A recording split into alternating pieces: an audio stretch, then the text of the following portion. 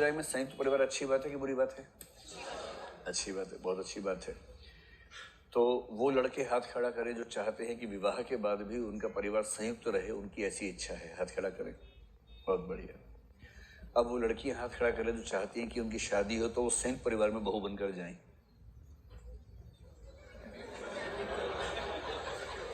एक बार फिर से सोच लीजिए, जल्दबाजी मत कीजिए, और संयुक्त परिवार में सबसे छोटी बहू बनकर जाएं। ऐसा नहीं हो सकता? क्यों? हो तो सकता है। अच्छा, सोचा नहीं है, ऐसा सोचा नहीं।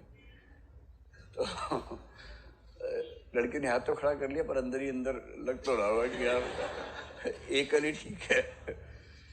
पता नहीं 3-3 तो सास मिल जाएंगी, बहुत बड़ा परिवार हुआ तो। जैसे सीता मैया की 3 सास थी, कितना मुश्किल रहता होगा उनके लिए।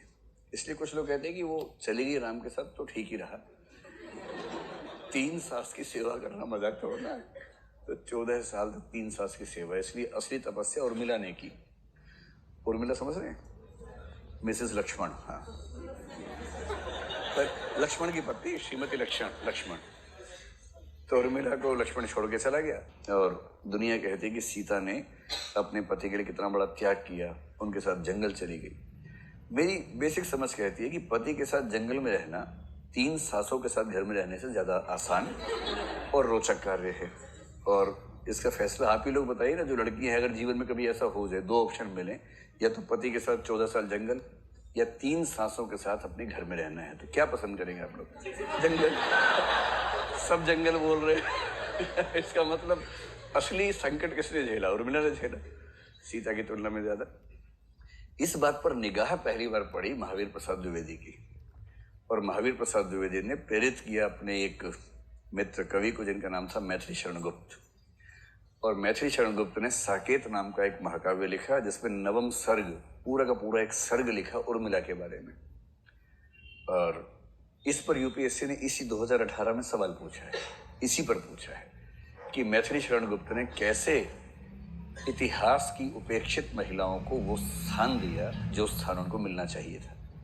उर्मिला को दिया, यशोधरा को दिया, विष्णुप्रिया को दिया, सबको दिया। बुद्ध इतने महान हो गए जबकि घर छोड़ के भागे थे।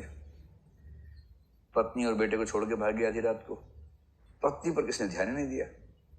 तो यशोधरा कितनी महान थी, उस पर मैथिली शरण गुप्त ने लिखा, और बड़ा अच्छा लिखा। और उर्मिला पर तो इतना अच्छा लिखा है, वो बेचारी विरह में इतनी परेशान है, उसका पति चला गया है इतना दूर। तो हिंदी साहित्य की बहुत प्रसिद्ध पंक्ति है, सजनी रोता है मेरा गान, प्रिय तक नहीं पहुंच पाती है उसकी कोई तान। ये जो पंक्ति है बड़ी केंद्रीय पंक्ति है, जो उर्मिला कह रही है। बहरहाल, तो अब एक एक कहानी लेके 2-2 मिनट में उसकी थीम याद करते हैं। पढ़ा तो है ही आपने, तो कोई दिक्कत होगी नहीं आपको, ठीक है? बड़े घर की बेटी में जो